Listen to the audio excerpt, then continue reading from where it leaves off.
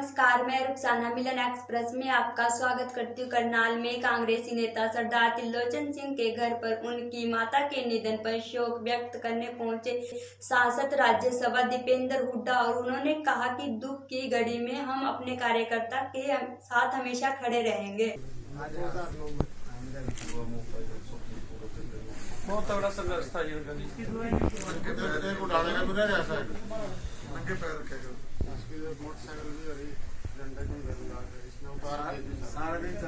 इनकी तो पैरा में तक खून आया करता।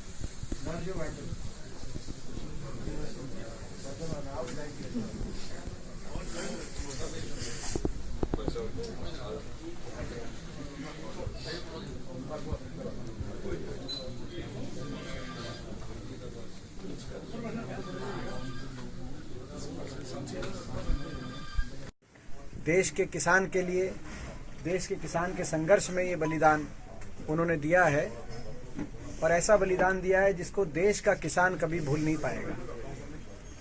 तो उनको हम श्रद्धांजलि भी देते हैं और उनके साथ उन सभी 21 किसानों को भी हम श्रद्धांजलि देते हैं जिन्होंने इस आंदोलन के समय कष्ट में, पीड़ा में, कड़ाके की सर्दी में, कोरोना के संक्रमण में, आसमान की छत के नीचे रात और दिन व्यतीत करते हुए अपनी जान कुर्बान करी है। इस आंदोलन में बलिदान दिया है, शहादत दी है देश के किसान की लड़ाई में। हम उन 21 के 21 किसानों को भी हम श्रद्धांजलि देते हैं। आप समझ सकते हैं कि अब ये जो आंदोलन है उसने एक बड़ी नाजुक मोड़ पे पहुंच चुका है।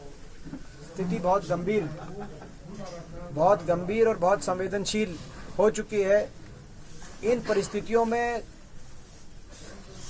मैं आग्रह करना चाहता हूं देश के प्रधानमंत्री जी से आज कि वो अब प्रधानमंत्री जी आगे आए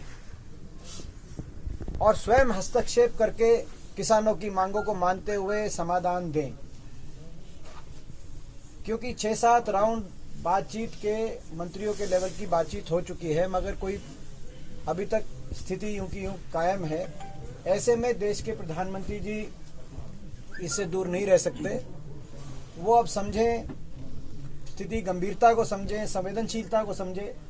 ये जो बलिदान हुआ है संत राम सिंह जी का, उसके बाद जैसे मैंने कहा जो स्थिति ने जो मोड़ लिया है परिस्थितियों ने, उस बात को समझें और प्रधानमंत्री जी आगे आए।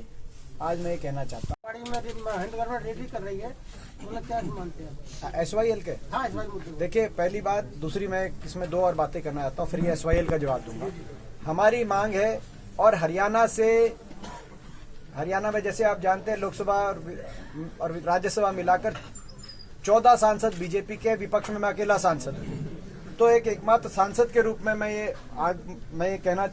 ये मांग करता हूं कि तुरंत सेशन बुलाया जाए। जो शीतकालीन सेशन जो कैंसिल किया गया है वो लोकतंत्र पे ठेस पहुंचाने की कार्रवाई की गई है कि प्रजातंत्र में विपक्ष की थोड़ी आवाज सुनने की की गुंजाइश होनी चाहिए।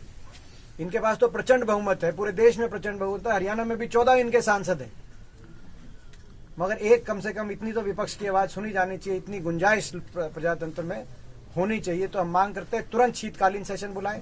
दूसरा, हम मांग करते हैं कि तुरंत हरियाणा का आपात सत्र बुलाया जाए जिसमें अविश्वास प्रस्ताव इस सरकार के खिलाफ लाने की हमें इजाजत दें, ताकि किसान के मुद्दे पे दूध का दूध पानी का पानी हो सके। कौन सा विधायक किसान के साथ है, किसान के हक में है, और कौन अपनी कुर्सी के चिपका हुआ है और अपने जो कौन सत्ता सर्वोपरि मान के चल रहा है और कौन किसान को सर्वोपरि मान के चल रहा है, ये बात स्पष्ट हो जाएगी। हमारा मानना है ये सरकार जनता का विश्वास भी खो चुकी है, हरियाणा सरकार, और हरियाणा की विधानसभा का भी विश्वास बड़ी तेजी से ये सरकार खो चुकी है और अल्पमत में है। इसीलिए हम ये मांग करते हैं। हरियाणा की सरकार देश में सबसे बड़ी किसान विरोधी सरकार के रूप में सामने आई है। देश की सबसे बड़ी किसान विरोधी सरकार का चेहरा हरियाणा के मुख्यमंत्री और तमाम मंत्री, उप मुख्यमंत्री शांतिपूर्ण तरीके से जा रहे थे।